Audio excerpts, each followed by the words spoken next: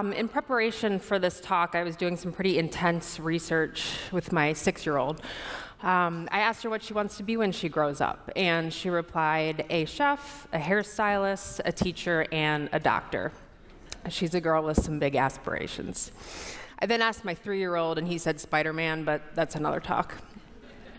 So it became very apparent to me, and it made me wonder how we go from that to becoming grown-ups plagued with burnout, imposter syndrome, chronic stress, anxiety, depression, loneliness, substance abuse, etc. By a show of hands, how many of you know of someone, including yourself, who has experienced these things? Yeah, look around. This is our current status quo. While there are so many things that contribute to these variables, there is one constant in every person's life, and that's education. What if we could use education to help bridge that gap? What if we could use education to prepare students for this chaotic, unpredictable world and ensure that they have the tools to navigate it in the most successful way possible? There are 2 elements to this. The first is fostering a sense of curiosity and self-worth, and the second is creating opportunities for more experiential learning. We live in a very achievement-focused society. We tend to focus on success and sort of highlight that at the expense of self-worth and self-efficacy, or one's ability to reach their goals. The rise and impact of perfectionism on our youth has been exponential. Gen Z is in the midst of a mental health crisis and is cited as being the loneliest generation. They have stunted social and emotional development due to both the pandemic and technology. We use achievement and success to compare students to other people, when in reality, we should be allowing them to reach their full potential and live a life of meaning and purpose. So many high school and college students are just paralyzed by trying to pick the perfect major or have this ideal career path laid out before them. But that's not necessary. How are you supposed to know what you want to do for the rest of your life at age 18? I was still learning how to sort my laundry. Fostering curiosity and self-worth is essential. Both of my kids attend a Montessori school. The Montessori approach focuses on being student-led and self-paced, where the teacher is viewed as more of a guide. Instead of filling the students' minds with facts, they nurture this self-directed learning and their knowledge and intrinsic motivation. And as a result, these students grow up to be confident, self-directed learners who are accountable to both themselves and their communities. What if we could promote more self-reflection in high school students by having them take various personality inventories, like the Myers-Briggs type indicator? This is a personality test some of you might be familiar with. It's used by a lot of Fortune 500 companies. In fact, I would encourage all of you to take this assessment when you leave here today.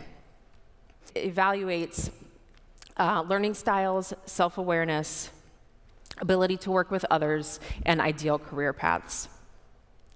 Not only would this highlight students' interests, but it would also identify what types of roles they would be good at, therefore promoting more self-worth and self-efficacy.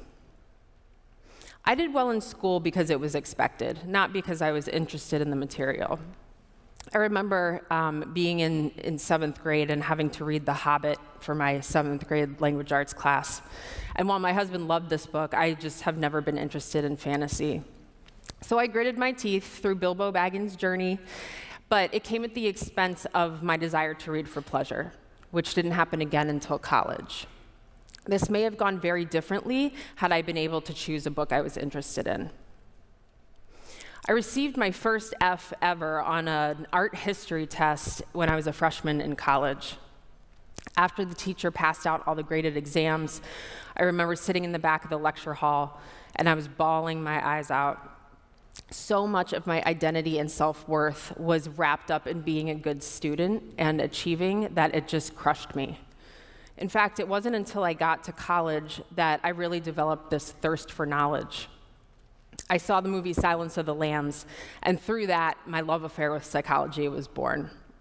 It became addictive. I could not consume enough information about human behavior because it just fascinated me. Why can't this start sooner? Think about how you acquired knowledge in school. We tend to focus on an authority figure presenting us with facts or theory or analysis, but it's not until we put this knowledge into practice that we're fully able to contextualize it. This is learning from doing, not learning about doing. You can only learn so much in a classroom setting. We need to create more opportunities for students to have truly immersive experiences and apply that knowledge in real-world settings. So how do we do this? The first is through experiential learning. This can include collaborating with local businesses or community organizations, internships, mentorships, real-world projects, hobbies, travel, exposing students to other cultures. The second is integrating life skills. What if we taught math through the lens of financial literacy, teaching budgeting, understanding taxes, thank you, investing, saving for retirement? What if we focused more on soft skills or interpersonal skills? Students would learn how to communicate effectively, resolve conflict, develop emotional intelligence, build strong relationships, and learn to work as a team. What if we also focused on executive functioning skills, where students would learn how to manage their time, plan and prioritize tasks, stay organized, pay attention, practice self-control, and develop mental flexibility? I would argue that these things are just as, if not more important, than what kids are currently learning in school. I'm fearful for our students. We place so much value on grades, standardized tests, that we forget about the developing human who's along for the ride. We have this dichotomous mindset, right? Success versus failure, but it's much more holistic than that. In this day and age, we have an abundance of information, and this is especially true with the development of artificial intelligence, where we can pool information from multiple resources at once. And we have this misconception that the more information we have, the better off we are, but this often leads to overwhelm and inaction. The goal should be to spark curiosity in our youth and encourage them to be intrinsically motivated for learning. Fostering self-worth and curiosity will allow students to have the courage to try new things. Trying new things pushes somebody outside of their comfort zone, and this is where personal development and growth really occur. They would learn how to handle failure, develop resilience, adapt to unexpected challenges, and many other essential life skills. Our current formal education system focuses a lot on memorizing facts and cramming for tests. But it's the application of knowledge, which is where the real learning actually takes place. I remember reflecting back upon my life, I've learned more since I graduated from grad school than I did in all of my educational experiences prior. And as a result, I've grown tremendously, both personally and professionally. This is especially true for teens who crave a sense of agency and independence. They're learning who they are, what their strengths and weaknesses are, what's important to them, what makes them tick. What can we do to help guide them through this process? I want to share a real-life example that a colleague of mine, Katie Lear, came up with. She started Young Dragon Slayers, a Dungeons and Dragons gaming group for teens. And while this may just seem like, a bunch of kids engaging in a hobby they enjoy, there are actually a lot of hidden benefits. They learn leadership skills, assertive communication, creative problem solving, reading nonverbal cues, and identity exploration. We're living in this post-pandemic world where we have a unique opportunity for change and a chance to sort of reevaluate our current educational systems.